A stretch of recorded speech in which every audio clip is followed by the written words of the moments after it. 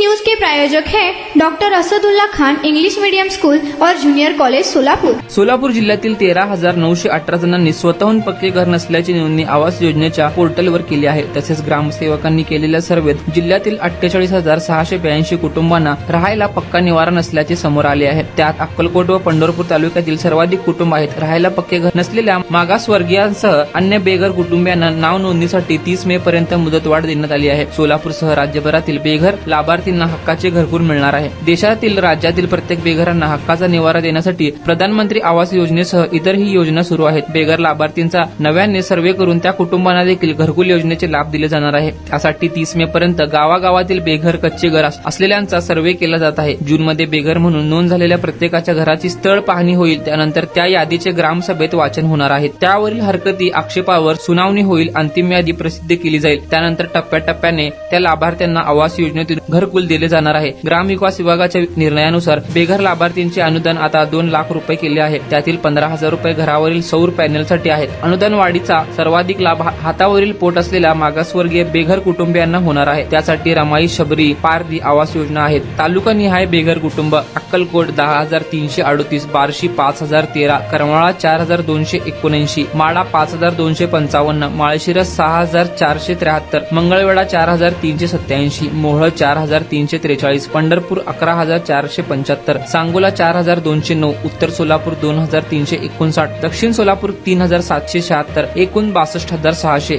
जिल्ह्यातील 1,05,000 बेघर कुटुंबापैकी 62,000 घरकुलांना मंजुरी देण्यात आली आहे। उर्वरित लाभार्थ्यांनाही हक्काचा निवारा मिळेल। याविषयी जिल्हाधिकारी नव्याने केलेल्या सर्वेत 62,000हून अधिक कुटुंब बेघर तथा पक्की घर नसल्याचे समोर आले। त्यात मागासवर्गीय लाभार्थी अधिक आहेत।